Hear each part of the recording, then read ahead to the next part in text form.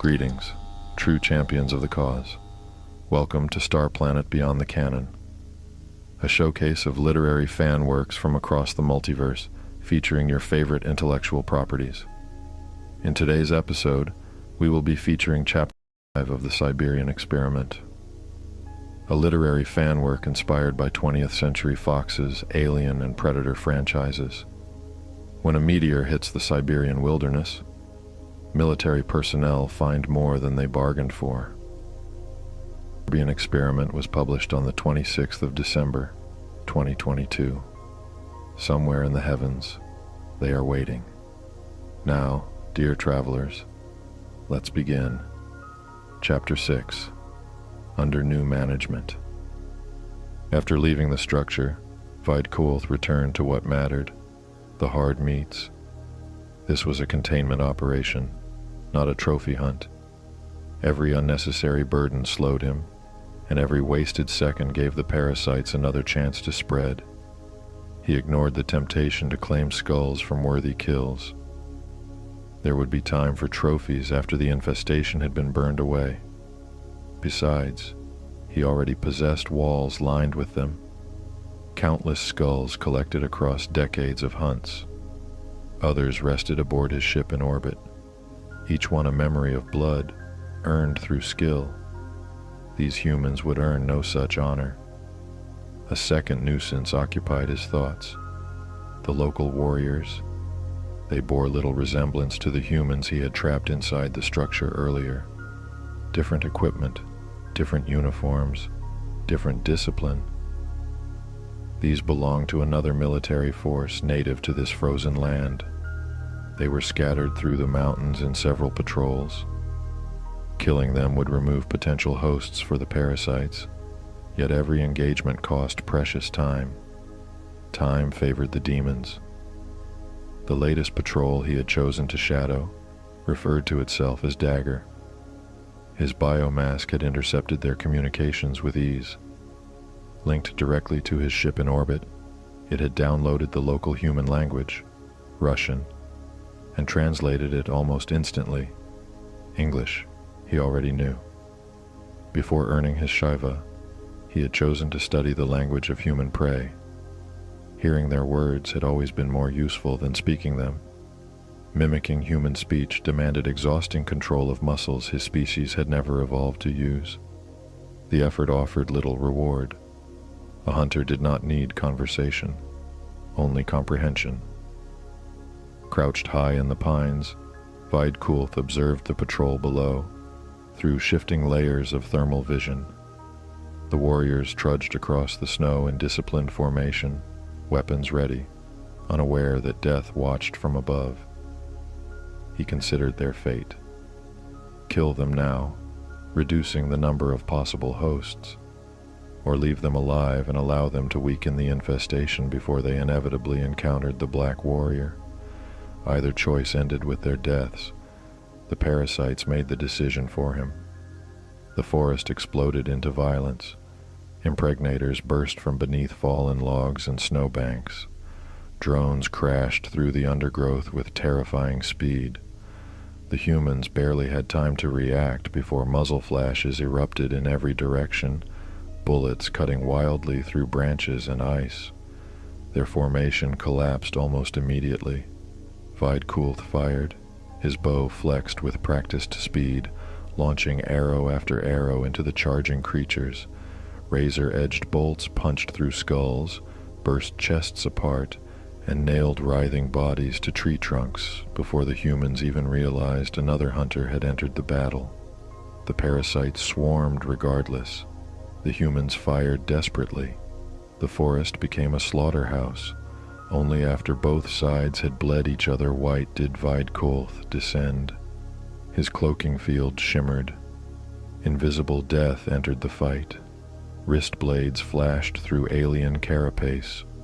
A drone's head tumbled across the snow before its body realized it was dead. Another creature split open from shoulder to hip. Human warriors fell beside the parasites, dispatched swiftly whenever they raised weapons at the unseen hunter. Within minutes, silence reclaimed the forest. Steam drifted from cooling corpses. Blood, red and acidic green, painted the snow in grotesque patterns. Weidkulth stood alone. He knelt beside one of the fallen humans and removed the compact communications device clipped to the man's equipment. His mask translated its functions almost instantly.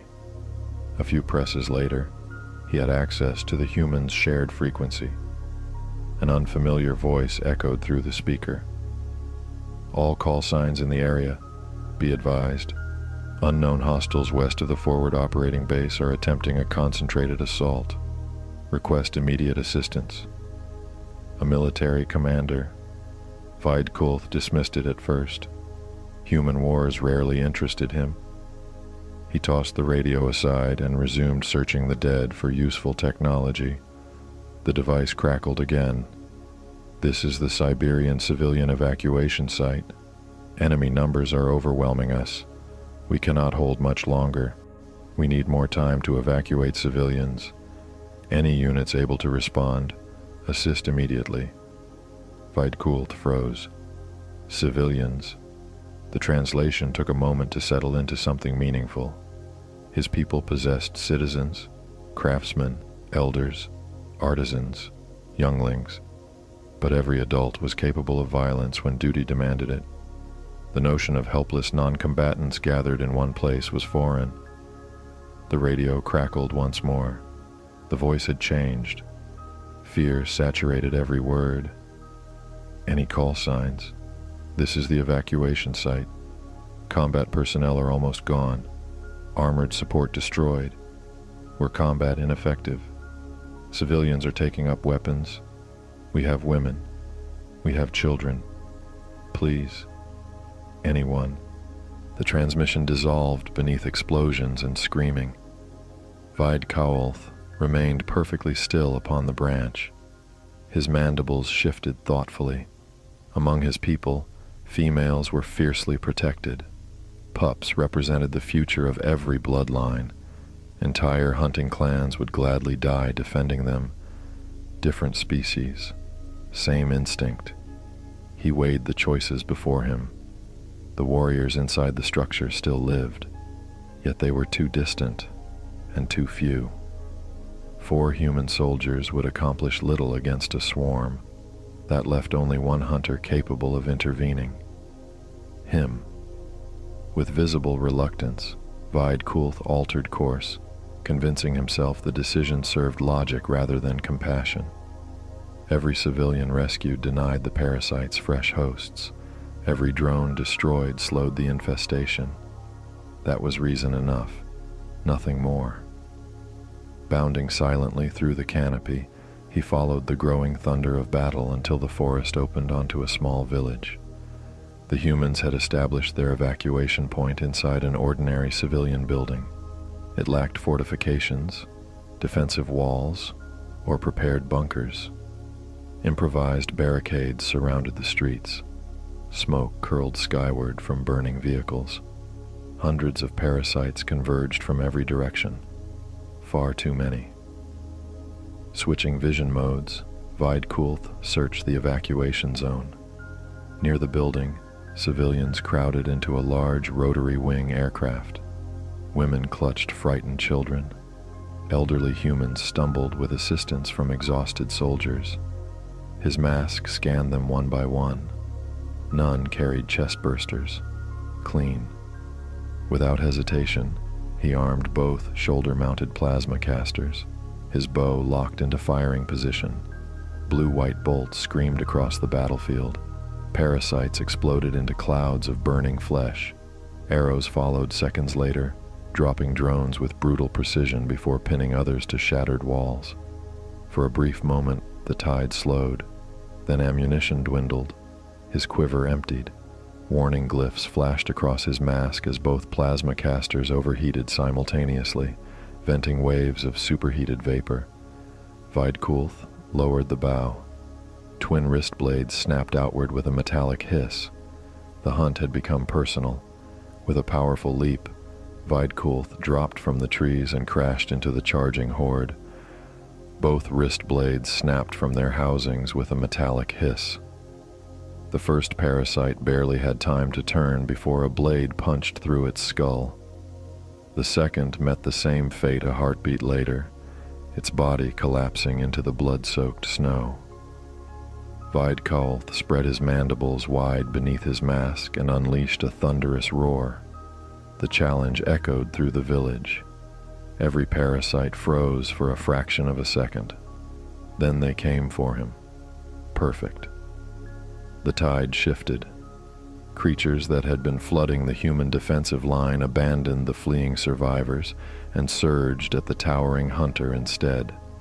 Plasma bolts carved smoking tunnels through clustered drones. Wrist blades flashed silver through black chitin. His combi stick punched through one creature and whipped free fast enough to split another across the chest. The battle became a blur of blood, shattered limbs, and burning flesh. Bodies piled around him. Still, they kept coming. Between violent exchanges, he caught glimpses of the humans. The last defenders abandoned the perimeter and scrambled aboard the strange flying machine with the spinning rotor overhead. Exhaust belched into the freezing air as it prepared to lift away. A wiser choice would have been to destroy the aircraft. Witnesses created questions. Questions created hunts. Yet the humans had earned their escape. Night concealed much. Human eyesight failed where his own thrived. At best, they would report monsters in the darkness, impossible shapes moving through smoke and gunfire. Their stories would sound like panic, nothing more. If their survival became troublesome later, he would deal with it then. Right now, remaining here meant death. His armor was scarred, his blood seeped beneath cracked plating. Ammunition was nearly exhausted. Retreat. He sprang backward through the melee, cutting down anything foolish enough to block his escape. His gauntlet scooped arrows from fallen parasites as he passed, reclaiming every precious projectile he could reach. The tree line rushed up to meet him. One leap, then another. Within seconds, he disappeared into the branches, cloak shimmering over his battered armor. The parasites burst from the village moments later, screeching in every direction, searching for prey that had already melted into the canopy. From high above, Weidkolth watched them scatter. Too many. Far too many. Simple arithmetic painted an ugly picture. Every battle cost the parasites numbers. Every battle gave them more hosts. Their population climbed faster than hunters and humans could cut it down. The infestation was winning. This hunt had become a containment failure. A cracked casing, melted circuitry. The battle had destroyed it. For several seconds he simply stared.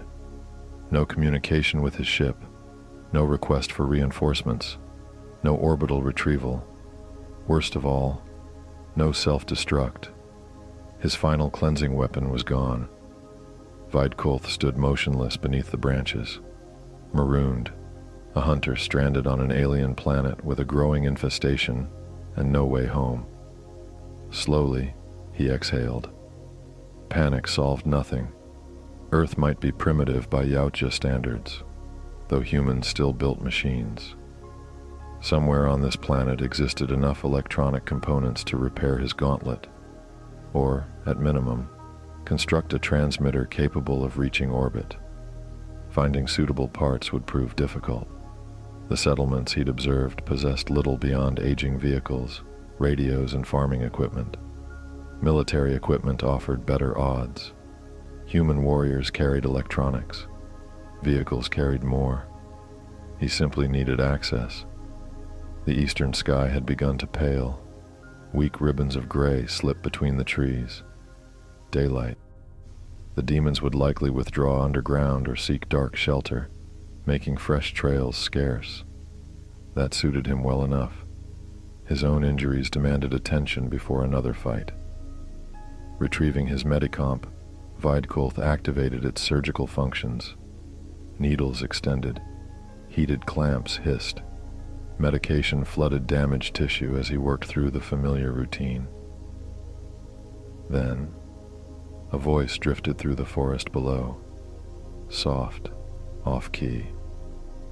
We were raised with the stick and a pair of blades. On the ice we cut our teeth. We took our knocks in the penalty box. Our mother was the referee. Weidkulth froze. Recognition came immediately. The loud human, the one who had shouted insults during their first encounter, the one who had called him an asshole. Now he wandered through parasite territory, singing.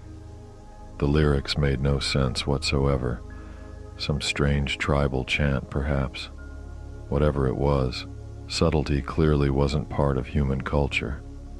Weidkulth eased himself along the branch and peered through the needles. There he was, alone, rifle slung casually, boots crunching through the snow, completely unaware that death sat less than 20 feet overhead. Sweet day, Weidkulth muttered under his breath. Idiot. The human was practically announcing his location to every parasite within earshot. Perhaps the song served some bizarre mating purpose. If so, he had chosen poor timing. Every female from the settlement had already escaped aboard the flying machine. Under different circumstances, Weidkulth would have dropped from the tree and silenced him simply for the noise. His hand rested on the hilt of a wrist blade, then stopped. His visor replayed fragments from an earlier scan. This particular warrior had carried very little equipment. At the time, Weidkulth had dismissed him as irrelevant. Now, another thought surfaced. If the human was wandering outside, then the abandoned structure stood empty. His discarded weapons would still be there. Every blade, every tool, every piece of gear he had been forced to abandon during the previous battle. A far more worthwhile prize than one noisy human. The hunter silently withdrew into the branches, already plotting the quickest route back. Okay, let's take a break. We'll be back after these messages. You are watching Starplanet, Beyond the Canon.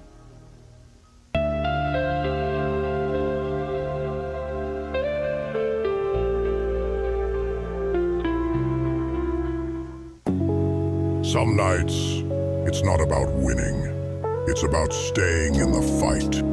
'Cause out here in the void, nobody hands you peace. You earn it. One move, one mission, one moment at a time. They call us dreamers, rebels, glitches in the system.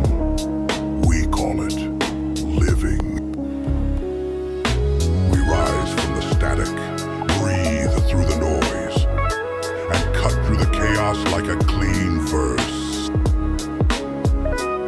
'Cause this block, it's not just TV, it's a pulse, a frequency, a promise. When the signal hits, you know where to find us. Starplanet Darkside, true champions of the cause. On the underground circuits, fists are currency. They call them Techineers, cybernetically enhanced warriors fighting for glory and a shot at the impossible. 5 million points buys you one ticket to the Tekken League, the biggest stage on the planet. Most fighters burn out before they ever make the rankings. Others disappear in the dark. But one name is rising faster than the system can track. Ghost Caché, a street-born combat prodigy with hands like thunder and a past buried in corrupted data. He doesn't fight for fame. He fights for someone waiting beyond the screen. In the arenas of the future, there are no second chances. Ghost Caché is up next, only on Starplanet Darkside. Would you look at that? The new Beef Superior is here, only at Starries. Wherever you are in the universe, there's always one place that feels like home. Starries, eat in, eat out, but always eat the best.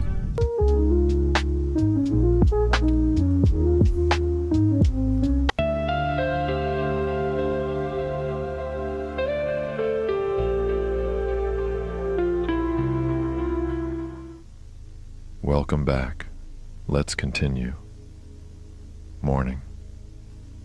Of all the things Adrian Pierce had expected to find inside a weather-beaten shack on a frozen Siberian mountain, a beautiful red-haired woman aiming a pistol directly at his face ranked somewhere near the bottom of the list. She was tiny, ridiculously tiny.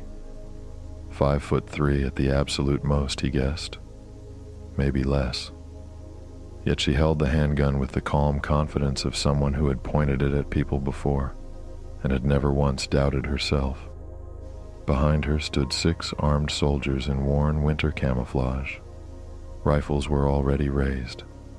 Their expressions made it painfully clear they were waiting for the slightest excuse to ventilate the stranger standing in their doorway.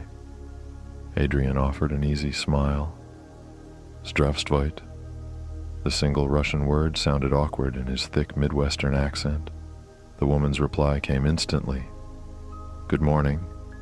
Perfect English. Perfect pronunciation. No trace of a Russian accent. Adrian blinked. That caught him completely off guard. If anything, she sounded more American than he did. Back home, everyone teased him about his Minnesota accent. Southerners mocked it. East Coasters mocked it. Californians definitely mocked it. This woman could probably teach English in New York. Whoa. Easy, Adrian said, slowly lifting both hands. Blue. He wasn't actually worried they'd shoot. People about to pull the trigger usually looked angry. These people looked confused. Who are you? Demanded one of the soldiers standing behind her. What are you doing here? His English wasn't nearly as polished. Thick Russian accent. Tall man. Sharp cheekbones. Oversized ears. The old camouflage uniform looked like something dragged out of a Cold War museum. Adrian wondered if he'd accidentally wandered onto the set of Red Dawn. It was far too early in the morning for shouting. Then something wonderful drifted through the cabin. Soup. Real food. His stomach growled loudly enough that several soldiers glanced at it. Sir, Adrian answered pleasantly. I'm with the United States Marine Corps. He smiled. And I'm here to help. The reaction wasn't what he'd hoped for. One stocky soldier sporting an unfortunate haircut and an equally unfortunate mustache barked something in Russian that sounded less like a question and more like an accusation. Another soldier, a painfully skinny kid who looked like a strong breeze could fold him in half, answered in rapid Russian. Judging by everyone's expressions, he seemed to be arguing the opposite. Maybe string beans on my side, Adrian thought. That's something. I have absolutely no clue what any of you are saying, Adrian admitted. But whatever's cooking smells incredible. He pointed at the simmering pot. I'm gonna have some. Silence. Several exchanged baffled looks. Apparently Americans were rarer than extraterrestrials this deep in Siberia. Is that okay? He added. Nobody answered. Adrian took the silence as permission. Stepping between the armed Russians, he walked straight into the little kitchen and lifted the lid from the pot. Potato soup. Steam rolled into his face. His mouth watered instantly. Maybe it was the soup. Maybe it was 24 hours without a proper meal. Either way, he was already reaching for a bowl. I'm sorry, the redhead said as she followed him into the kitchen. But exactly who are you? Adrian pulled a chipped bowl from one of the cupboards, then offered her his gloved hand. Captain Adrian Pierce, United States Marine Corps. She looked at his hand for a moment before shaking it. Her grip was surprisingly firm. Captain Yekaterina Mikhailov, 25th Special Purpose Regiment, Spetsnaz, Russian Federation. Her eyes never left his. Suspicion practically radiated from them. Adrian laughed softly. That is one hell of a name. He tried repeating it. Jek, Kat, Katerina. He gave up with a defeated sigh. I'm gonna butcher that every single time. The corner of her mouth twitched, barely. Katya, she said. My friends call me Katya. Perfect. She wasted no time getting back to business. What is your mission here, Captain Pierce? Her tone had hardened again. Why are you inside Russian territory? Our governments are hardly friends. Adrian's appetite suddenly became a lot less interesting. She didn't know. That was obvious now. If this really was the officer he had been sent to retrieve, nobody had bothered informing her. Someone higher up had deliberately kept her in the dark. That complicated everything. One by one, the other soldiers crowded into the cramped kitchen until the room felt far smaller than it actually was. Too many rifles, too many eyes, too many questions. You're my mission, Adrian thought. Just not yet. Flat-out lies would fall apart quickly. Half-truths had a much longer shelf life. He filled the bowl anyway. I feel a little rude being the only one eating, he said. Grab yourself some soup and we'll talk. Nobody moved. Not one. Same question, same unreadable expression. Adrian took a spoonful before answering. The meteor. Technically true. I'm here to extract survivors. Another spoonful. Same as you. He could almost hear the gears turning behind those pale blue eyes. She wasn't buying it. Why? She asked again. Persistent. I mean, Adrian shrugged. Does the reason really matter anymore? He gestured vaguely outside. The United States offered assistance. A small pause. Russia accepted it. Another partial truth. Another omission. You are lying. One of the soldiers snapped before Katya could respond. The Russian Federation would never accept Western assistance. Same tall soldier. Big ears, bandaged hand. Fresh blood had soaked through part of the wrapping. Whatever they'd fought the previous night had nearly taken that hand from him. Petrov. Katya laid a hand gently against the soldier's chest.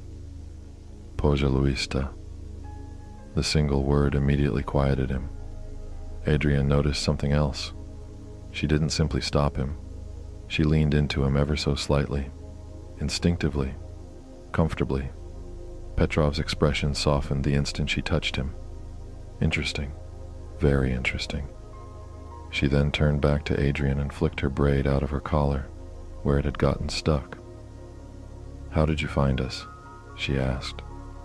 She sounded simply curious, but he could tell by now she was clever. He had to be careful. Followed the sound of gunfire from last night. Saw some tire tracks heading up or down a mountain road. Found your boots prints. And here I am, Adrian explained with an easy smile. Her eyes brightened, just perceptibly, at the mention of the gunfire. We have not fired a shot. Did you see signs of another team on the way here? Katya continued, sounding cautiously hopeful. No, but I wasn't looking either. You're saying you didn't encounter anything unusual last night? Adrian raised a brow. That was when Petrov dumped a large tannish worm on the table. That count? The man sniffed. Adrian made a face and pulled his bowl back from the dead thing. I'll give you an A for effort, but if that's the worst you have, you're lucky. Also, this is the breakfast table, do you mind? He waved for Petrov to remove the offending corpse. Another soldier, one with a crooked nose, asked, You're saying they get worse than this? The question was probing, inviting a more detailed explanation. Hey, another English speaker. Yeah, they get much worse. Bigger. Nasty bite. Fast as hell. You're lucky if they just kill you too, Adrian elaborated, not realizing his slip-up at the end. What do you mean? Katya demanded, pouncing on his mistake like a hungry lioness. Adrian stopped mid-soup slurp. Crap. How was he to play the idiot and not lie? What do you know of them so far? He redirected. Some. That a spider latches onto a host, impregnates orally, gestates in a sense of the word, then bursts from the chest of the host to finish growing, Katya answered, counting the points off on her fingers. Right, but they need live hosts to do this. So their goal is capture. Doesn't do them much good to kill a potential host now, does it? Adrian asked rhetorically. Katya's brow wrinkled as she pondered this. If these are birthed from us, Katya asked, pointing at the bloated corpse for emphasis, how do the spiders come into being? Adrian held the spoon in his mouth, buying some time to think of how to answer. Would knowing the truth about these creatures make her more or less likely to leave the country with him? How much did they brief you on this? Adrian asked. His response was only silence. They weren't going to reveal anything classified, obviously, but their quiet seemed more due to lack of insight on the matter than secrecy. Relenting, he finally explained. Okay, they didn't brief us much on this either, but we've gathered there's a big one, a command and control. This big one is also a birther, a queen if you will, much like ants. That's where the spiders come from. Without the queen, they can't spread. This was a bit of conjecture.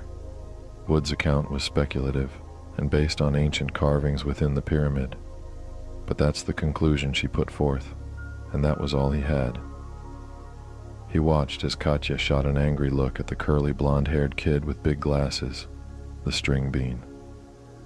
The kid simply nodded.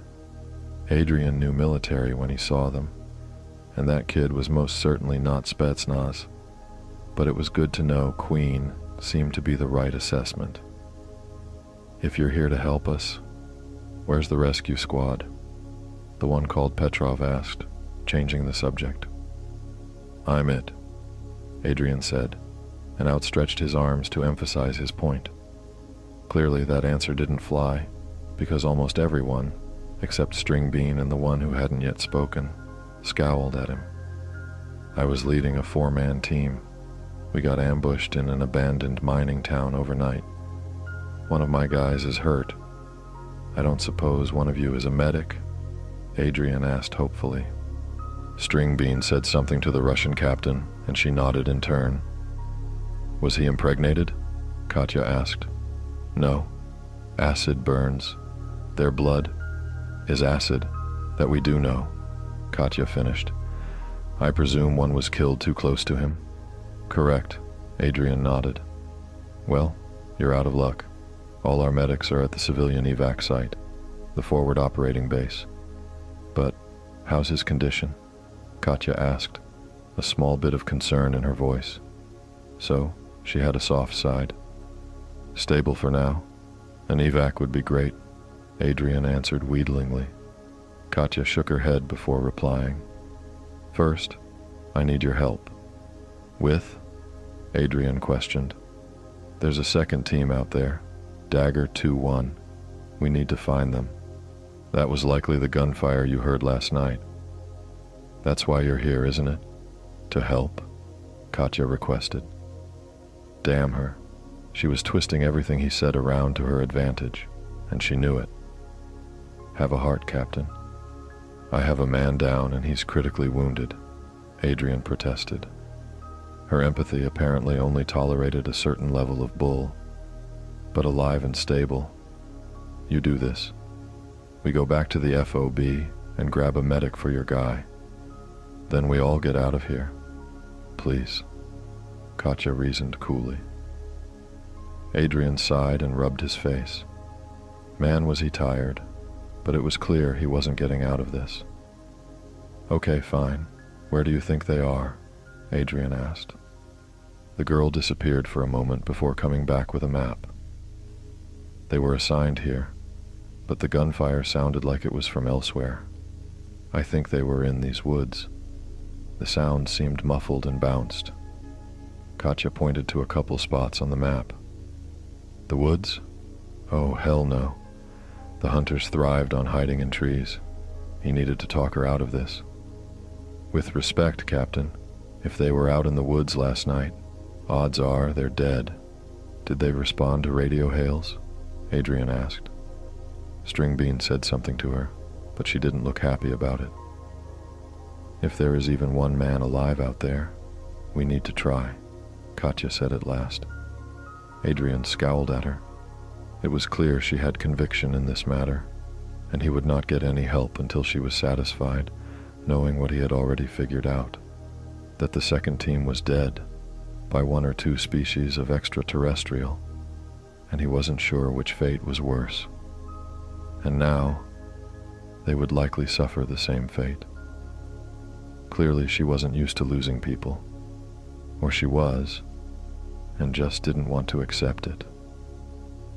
The American standing in the doorway had identified himself as Blue, which, if Katya remembered correctly, was a U.S. military call sign meaning friendly.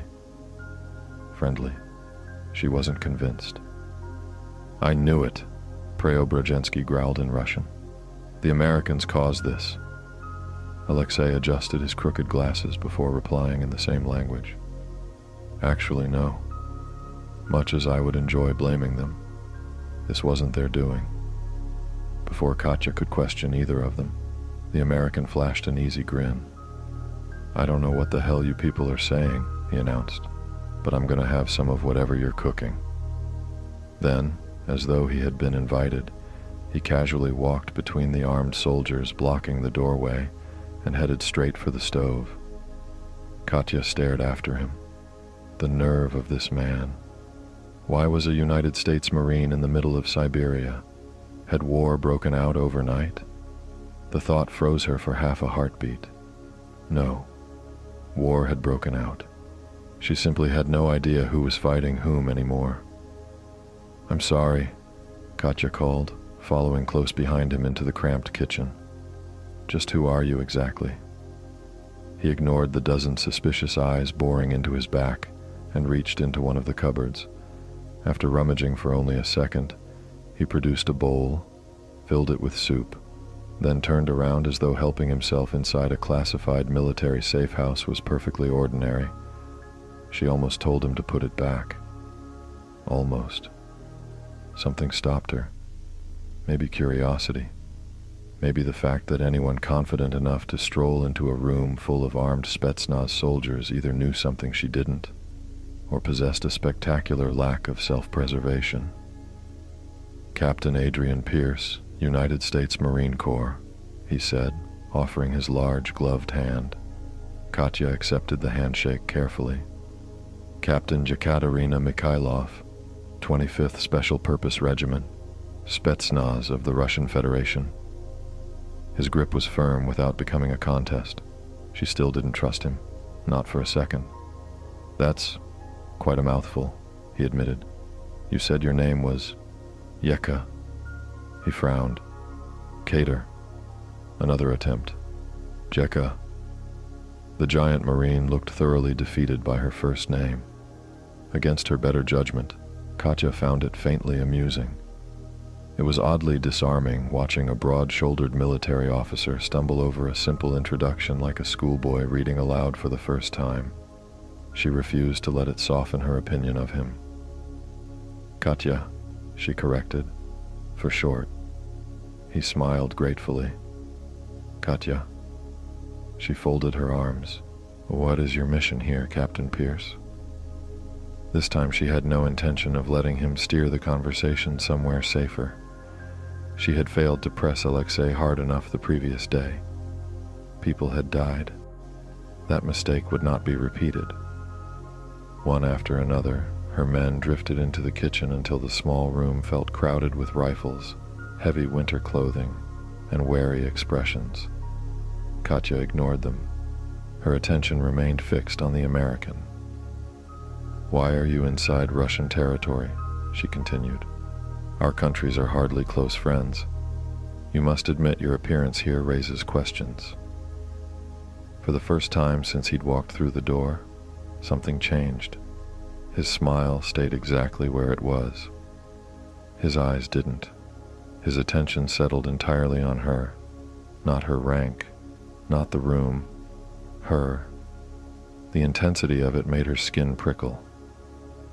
I feel like I'm the only one eating, Adrian said cheerfully. Why doesn't everybody grab a bowl? We'll talk over breakfast. Another smile. He smiled far too much. She'd heard Americans did that. Smiled during negotiations. Smiled during arguments. Smiled when they wanted something. Look past it, she told herself silently. He's buying time. It was a simple distraction. Give everyone something else to think about. Delay the difficult questions. Possibly invent a convincing answer. Fortunately, none of her men moved an inch. The room remained silent. Katya repeated herself. Why are you here? The meteor, Adrian answered after taking another spoonful of soup. I'm here to extract people. He shrugged casually. Same as you? The reply rang close enough to the truth that she couldn't dismiss it outright. She remembered officers at the forward operating base mentioning foreign assistance before communications became unreliable. Still, pieces were missing. The story refused to fit together cleanly. She leaned forward slightly. Why? A tiny sigh escaped him. Does the reason really matter anymore? There it was. A different tactic. Dismiss the question instead of answering it. The United States offered assistance, he continued. Russia accepted it quietly.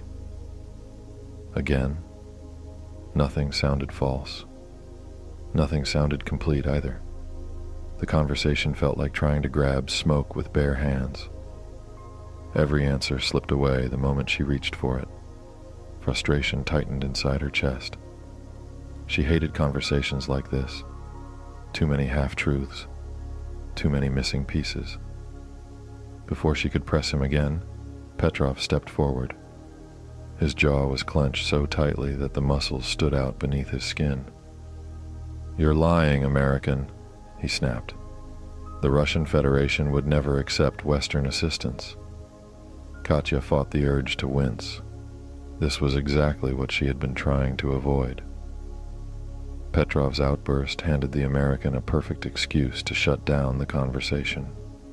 People stopped talking the moment they felt cornered, and Adrian already struck her as the type who would answer every question with another question if given the opportunity.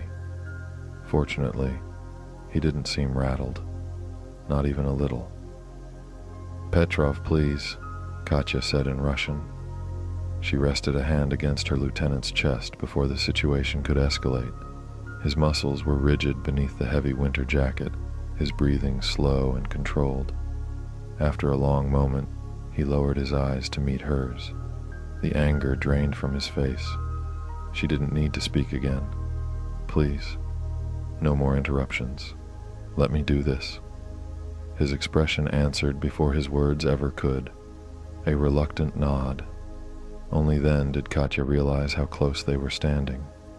Very close. Petrov wasn't looking at her like a subordinate watching his commanding officer. There was something softer there, something far more personal. Her stomach tightened. What? Where did that come from? Anyone paying attention could have seen it. She stepped back almost immediately, putting a comfortable distance between them before stealing a quick glance across the room. Too late. Adrian had noticed. Of course he had. His expression barely changed, though the faint glimmer of amusement in his eyes told her he'd read the exchange perfectly. Wonderful.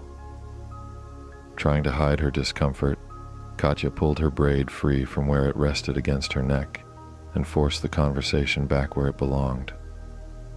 How did you find us? This answer interested her far more than anything else he'd said. She refused to believe he had simply wandered onto the right mountain by chance. Her squad had covered its tracks well. If he'd followed them, she wanted to know how. Adrian answered without hesitation. Followed the gunfire from last night. Another relaxed smile. Saw tire tracks heading up a mountain road. He lifted another spoonful of soup. Found your boot prints. He shrugged. And here I am. Katya barely heard the last sentence. You heard gunfire? She asked immediately. Hope surged through her before she could stop it. We haven't fired a single shot. She leaned forward. Did you see another team? She hated how much hope had crept into her voice. Dagger 2-1. Please, let someone have survived. Adrian slowly shook his head. No. Then he frowned. I wasn't looking for anybody else. His eyes narrowed slightly. You're saying you didn't run into anything strange last night? There it was again. Another question. Another attempt to pull information from her instead. The urge to wipe that easy smile off his face had been growing ever since he'd walked through the door. Now it became considerably stronger. Before she could answer, Petrov stepped beside the table. Does this count? With obvious satisfaction, he dropped the dead parasite onto the tabletop. This time he held it away from himself, careful to avoid the ruptured body. Progress. Adrian immediately slid his breakfast several inches farther away. I'll give you an A for effort. He pointed accusingly at the alien corpse. But this is still the breakfast table. He made a shooing motion. Mind taking that somewhere else? Katya almost told Petrov to leave it exactly where it was. Watching the confident American recoil, even slightly, was surprisingly satisfying. Zaitsev folded his arms. You're saying there are worse things than this? His question sounded innocent enough. Katya knew better. There was just enough fake uncertainty in his voice to bait the American into talking. She almost smiled. Good. Very good. Adrian brightened immediately. Oh, another English speaker. He nodded approvingly. Yeah, they get a whole lot worse. Bigger. Meaner. They've got one hell of a bite. His expression darkened. And if you're lucky, he paused. They'll just kill you. Silence settled over the room. Katya felt her pulse quicken. There. Finally. He'd slipped. What do you mean? The question left her mouth before anyone else could speak. Adrian froze. The spoon stopped halfway to his mouth. For a fraction of a second, he simply stared at her. Got you. The satisfaction lasted only a heartbeat. His eyes sharpened. Instead of answering, he calmly shifted the conversation back onto her. Again. The infuriating American had somehow turned another mistake into another opportunity to ask his own questions. What do you know about them so far? Adrian asked. A fair question on the surface. Katya recognized it for what it really was, a shield. Every time she cornered him, he slipped sideways instead of answering directly. Some, she replied flatly.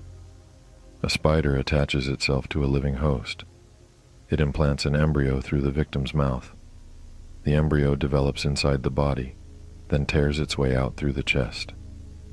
She punctuated every point by raising another finger, deliberately slow, almost mocking. 1, 2, 3. Her older brother had spent years insisting American Marines weren't exactly intellectual giants.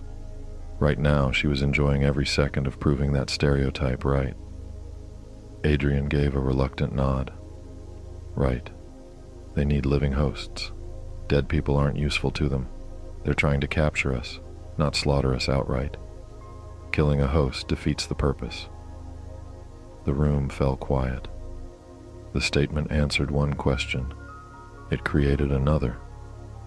Katya extended a finger toward the swollen parasite lying on the kitchen table. If creatures like that come from us, where do the spiders come from? Nobody answered. She frowned. Now that she thought about it, Alexei had never explained that part. The worms became monsters. The monsters came from people. Fine. What created the spiders? Did another creature produce them? Did they hatch from eggs? Were they born from something larger? Extraterrestrial biology refused to follow familiar rules. For all she knew, They condensed from poisonous gas floating around some distant planet. Adrian clearly possessed the answer. She watched him keep the spoon between his lips several seconds longer than necessary, buying time. He was deciding how much he wanted to reveal. "How much did they brief you?" he asked. Another sidestep. Silence answered him. Nobody in the room volunteered anything. Nobody intended to admit how little information they had received. After a long pause, Adrian sighed. "Fine. We weren't told much either. We've pieced together enough to make a decent guess. There's a really big one. Command and control, more or less. It's the breeder. Think of it like an ant queen. Every spider comes from her. Kill the queen, and the infestation stops spreading." Katya slowly turned her head. Alexei froze before she even looked directly at him. Her stare alone carried enough accusation to pin him against the wall. A queen? He hadn't bothered mentioning an alien queen. That omission could get people killed. Her first instinct was to grab the nearest frying pan and educate the young scientist with it. She resisted. Barely. At the same time, another thought settled into place. There wasn't a chance an ordinary Marine captain would receive intelligence of this caliber without a reason. Adrian knew far more than he admitted. Calling him out now would probably slam every remaining door shut. Better to let him keep talking. Petrov interrupted the growing tension. "If you're here to help us," he asked, "where's the rescue team?" "I'm looking at it," Adrian answered, spreading his arms with surprising confidence. Katya bit the inside of her cheek. That nearly made her laugh. One exhausted American, cold, hungry, alone. If this counted as international military assistance, somebody in Washington deserved to be fired. Adrian seemed to read the disbelief on every face. "I started with 4 men," he continued. "We got hit in an abandoned mining town overnight. One of my Marines is injured. Any chance one of you is a medic?" Mining town. Gunfire. Pieces of last night's mystery quietly clicked together inside Katya's head. So that had been the source of the shooting echoing through the mountains. 4 men. That number continued bothering her. Marine special operations teams weren't built around 4 operators. Something about his story refused to sit properly. Either Moscow had placed absurd restrictions on American personnel entering Russian territory, or somebody had deliberately sent an undersized team. Neither possibility felt comforting. Every instinct told her something larger sat beneath the surface. Alexei quietly spoke in Russian. Ask whether his Marine was implanted. Katya still wanted to throttle him for withholding information. Even so, the question had merit. She folded her arms. Was he implanted? Adrian shook his head immediately. No. Acid burns. Their blood is acid. She cut him off with quiet satisfaction. That part we already know. His expression didn't change. I assume one died close enough for the blood to spray him? Exactly. No annoyance, no bruised ego, just another calm nod. Interesting. With respect, Captain, if they were out in the woods last night, odds are they're dead. Did they respond to radio hails? Adrian asked. Stringbean said something to her, but she didn't look happy about it. If there is even one man alive out there, we need to try, Katya said at last. Adrian scowled at her. It was clear she had conviction in this matter, and he would not get any help until she was satisfied, knowing what he had already figured out, that the second team was dead by 1 or 2 species of extraterrestrial, and he wasn't sure which fate was worse. And now, they would likely suffer the same fate. Clearly she wasn't used to losing people, or she was, and just didn't want to accept it. Alexei threw his hands into the air. See? He cried in Russian.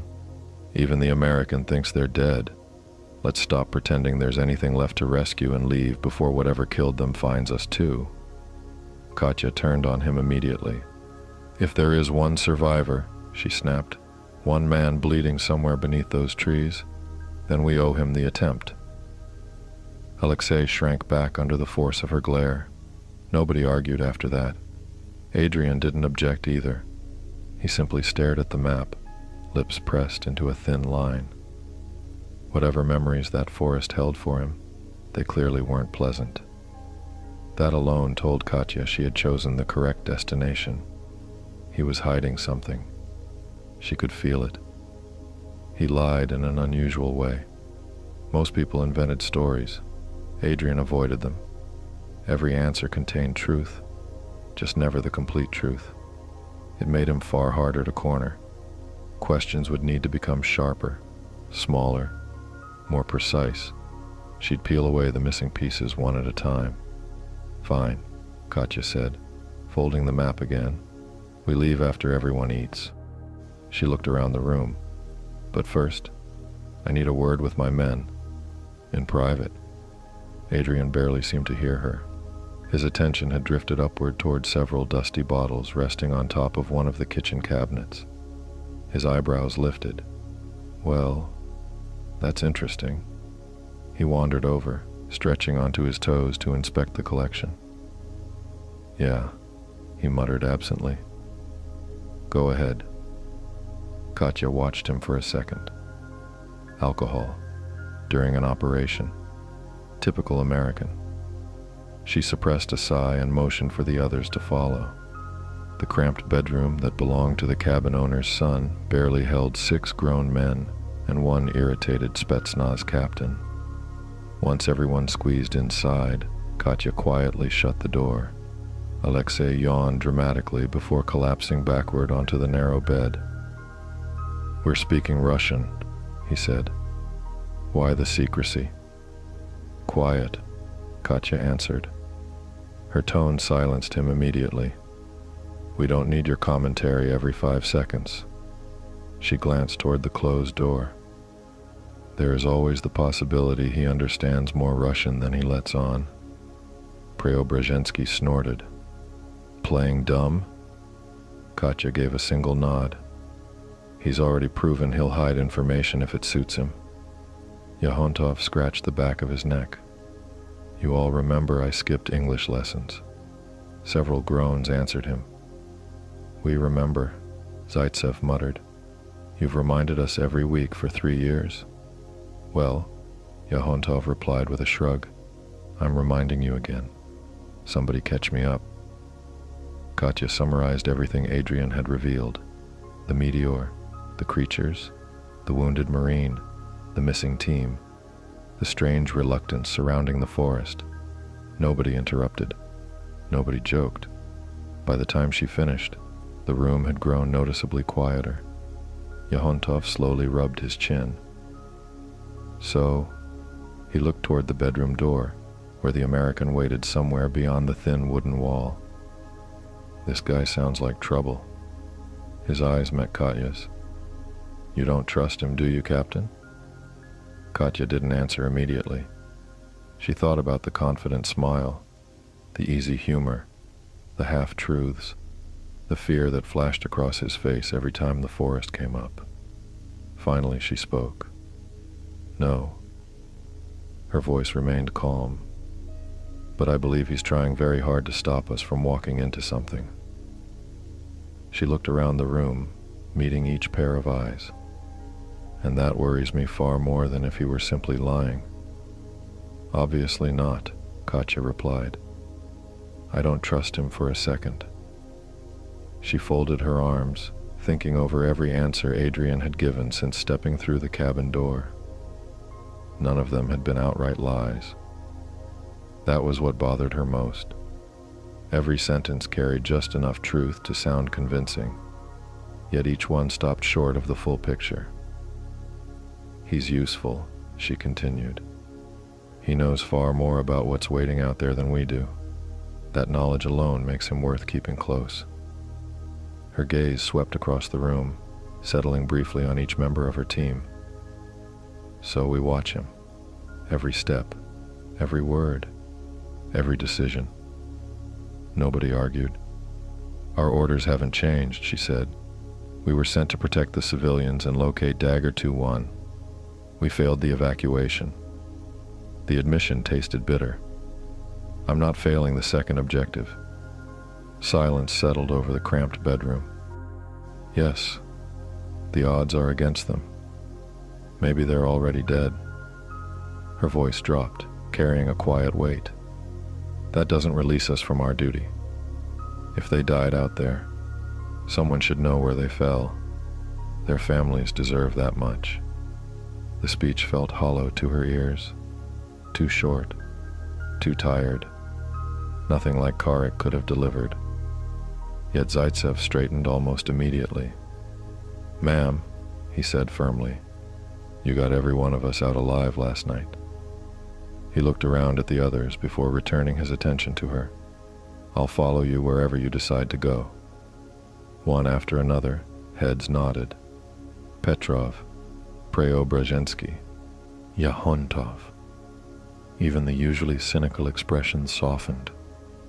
Only Alexei remained unconvinced, staring at the floor with the defeated look of a man already writing his own obituary. The confidence they placed in her twisted something deep inside Katya's chest. They shouldn't have trusted her this much. Not after last night. She replayed every mistake in brutal detail, every hesitation, every missed warning, every civilian she hadn't reached in time. They believed she had saved them. All she could think about were the people she hadn't. Thank you, she said quietly. The words felt painfully inadequate. We finish this search as fast as possible, regroup at the forward operating base, report everything we've learned. She forced herself to finish the sentence, and accept whatever comes afterward. She already knew what afterward looked like. Questions, investigations, formal reports, perhaps a court-martial. Failure had consequences. She had lived by that principle her entire military career. Now it was finally her turn to answer for one. Carrick would have been devastated. The thought struck harder than she expected.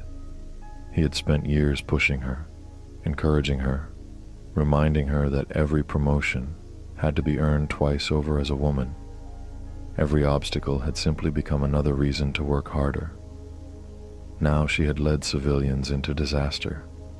Her father, she couldn't picture his expression without feeling physically ill. Pride had always been scarce inside the Mikhailov household. Disappointment came much easier. Yet, she looked around the room once more. Every man standing before her was alive, bruised, exhausted, shaken. Alive. That counted for something. Maybe not enough. Still, something. All right, she said, forcing herself back into command. Go finish breakfast, assuming our American guest hasn't emptied the pot. A few faint smiles appeared. I'll review the map again. If Captain Pierce decides to lead us in circles, I'd like to notice before sunset. A loud snore interrupted the room. Every head turned toward Alexei. He was sprawled across the narrow bed, glasses crooked, mouth hanging open. Zaitsev stared for a full second. You've got to be kidding. He planted a boot against Alexei's leg. The scientist jerked awake with a startled grunt. Huh? You fell asleep? I did? Yes. Alexei rubbed his eyes. I didn't sleep much. We noticed. What was the question?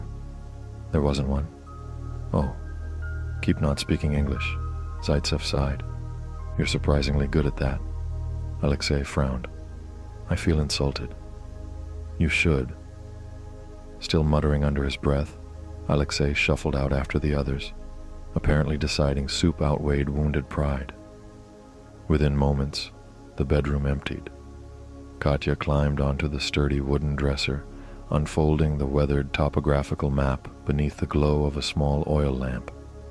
Thick boards covered every window, leaving the dancing flame as the room's lone source of light. She traced contour lines with one finger, ridges, creeks, tree density, escape routes. If Dagger 2-1 had entered these woods, terrain alone might reveal where they had gone. Several quiet minutes passed before the door creaked open again. Petrov stepped inside carrying a steaming bowl. Without speaking, he set it beside her. "You should eat." Katya barely looked up. "Half a kilometer east," she murmured to herself. "No, southeast. The slope becomes gentler after the ridge.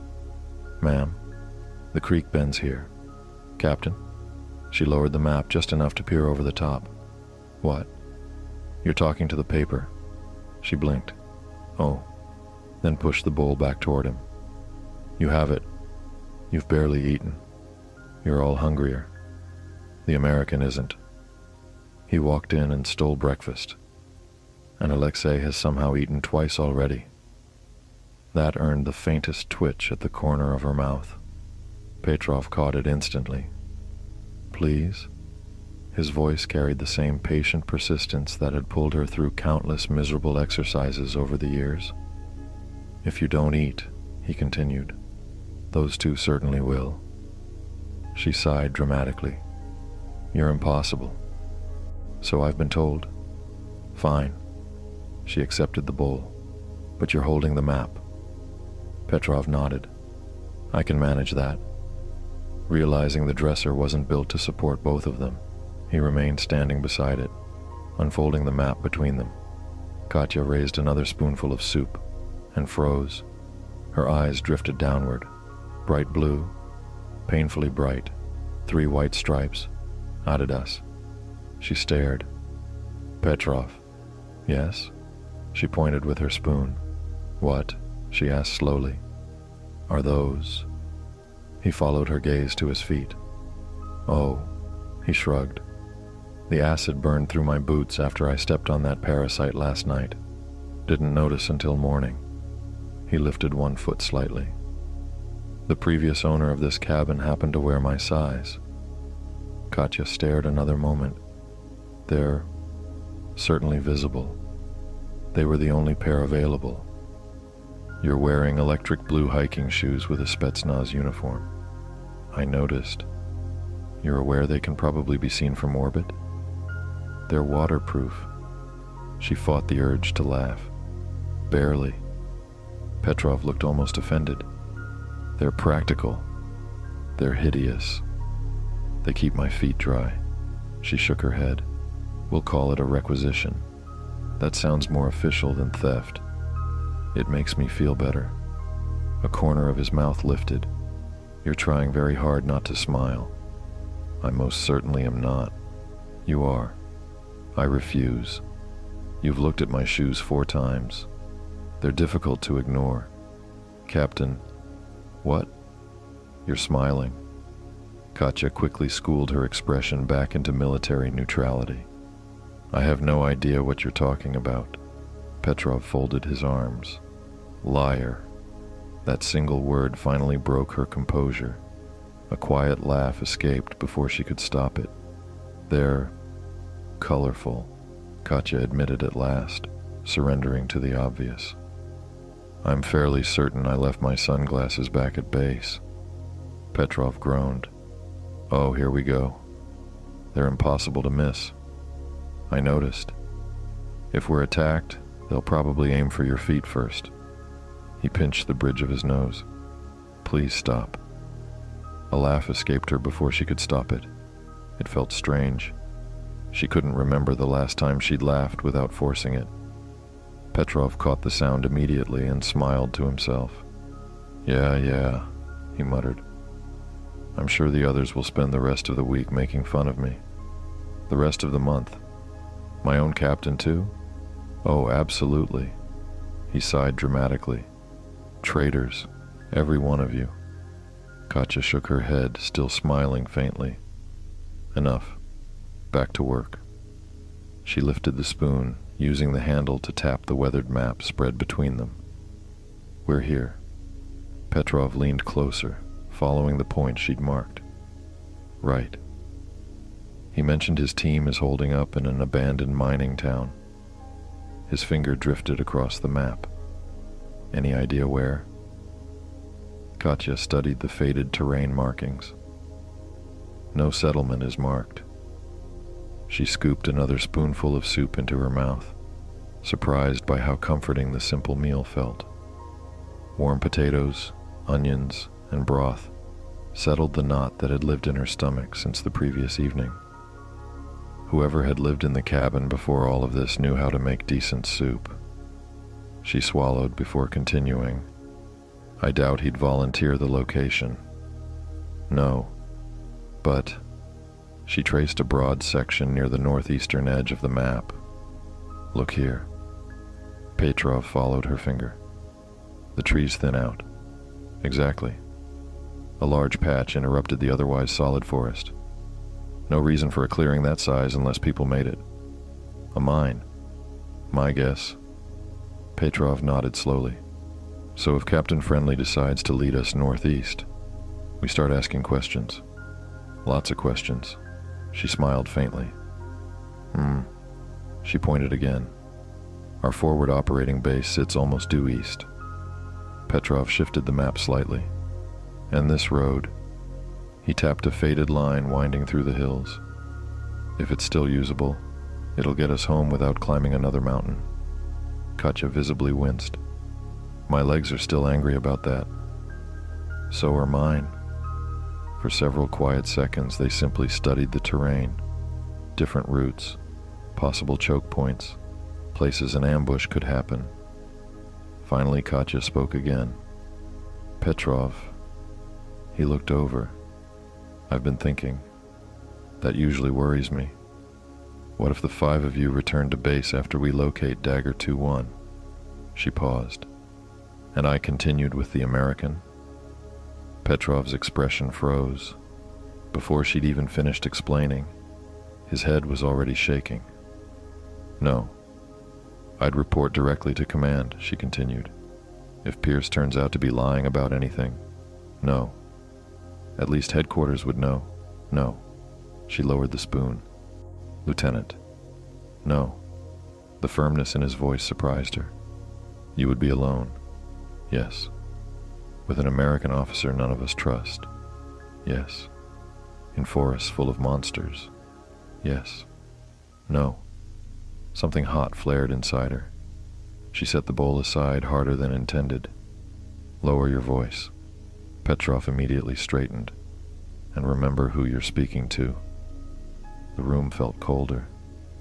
When did a lieutenant begin overruling his captain? His jaw tightened. Captain, I gave you an order. He lowered his eyes. For a brief instant, she caught something that made her anger stumble. It wasn't defiance. It was hurt. Real hurt. He stopped himself. Captain. Silence stretched between them. I apologize. Nothing defensive. Nothing sarcastic. Only quiet regret. Katya closed her eyes for a second. The anger drained away almost as quickly as it had arrived. When she spoke again, her voice had softened. No. Petrov looked up. I owe you the apology. She exhaled slowly. You were right. He didn't interrupt. It was a bad idea. She leaned back against the wall, rubbing tired fingers across her forehead. You've earned the right to question me when you think I'm making a mistake. Adrian cast another look at the closed bedroom door before checking his watch for what had to be the 6th time.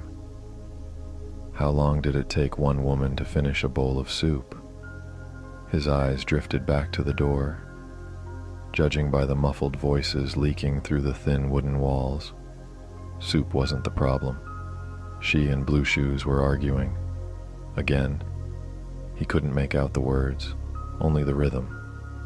Katya's sharp voice, the lieutenant answering. Silence. Then another exchange. He scratched at the stubble on his jaw. Whatever they're discussing, he muttered to himself. I hope it ends with us leaving. Checking your watch again? Adrian glanced up. Crooked Nose, the one Katya hadn't introduced yet, was leaning against the kitchen table with folded arms, watching him with open dislike. Getting impatient? A little. The Russian smirked. Excited to get out there and die? A couple of the others snorted. Stringbean let out an undignified little laugh and rattled something off in Russian. Bad Haircut barked out a laugh. Even the quiet soldier cracked the faintest grin. Glad somebody's entertained, Adrian said. No, he continued, tapping the face of his watch. I'm thinking every minute we're standing around is another minute we're wasting. Nobody translated, so he kept going anyway. Those ugly bugs seem to enjoy nighttime. He nodded toward the bedroom door. I'd rather find your missing buddies before sunset. Crooked Nose shrugged. Our captain decides when we leave. I noticed. Adrian jerked a thumb toward the bedroom. You think they'll finish their little lovers' quarrel any time today? The room went silent. Crooked Nose stared at him, then barked out a dry laugh. I wouldn't say something like that in front of Captain Mikhailov. No? No. She'll kick your... He searched for the English phrase. Hind end. Adrian nodded thoughtfully. Fair. He opened his mouth to answer, and the bedroom door swung open. Perfect timing. Katya stepped into the kitchen with the composed expression of someone determined to pretend nobody had been arguing.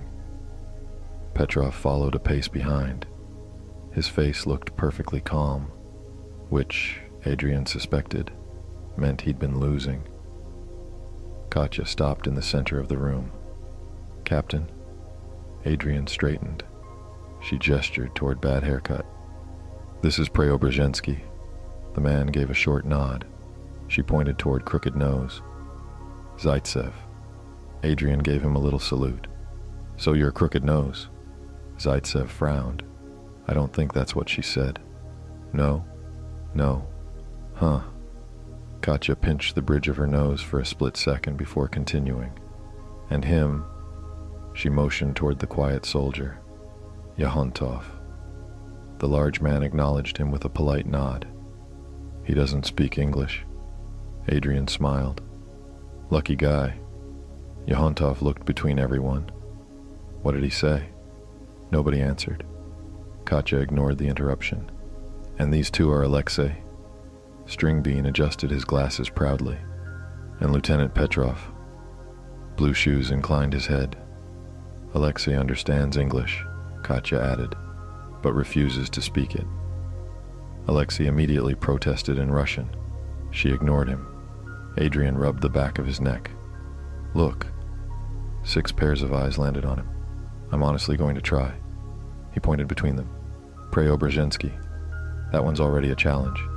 Zaitsev. Manageable. Yahontov. Maybe. Yekaterina Mikhailov. He stopped. I'm doomed. Nobody laughed. Adrian sighed. I'll probably butcher every single one. Katya closed her eyes for a brief moment. For God's sake, she muttered under her breath. In perfect English, loud enough for him to hear. Adrian looked offended. I'm apologizing in advance. You're preparing excuses.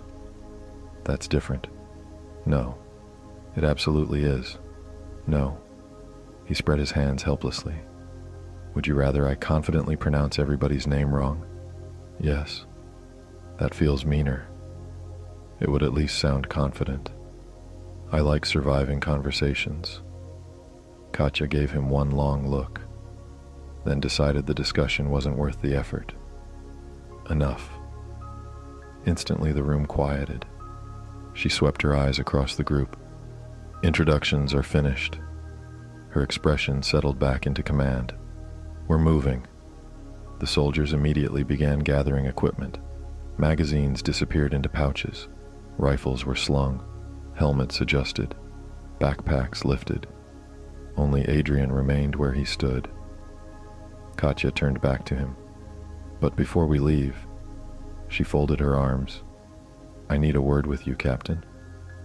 Adrian looked at her, then slowly turned toward the bottles of vodka resting on top of the cabinet. He stared at them for a long second. Yeah, he muttered. I'm really starting to understand why Russians drink. And with that, this chapter has came to a close. I thank you for spending this time with us. Until next time, please like, comment, and subscribe. I have been your host, Arius Valo. See you in the shadows, my love.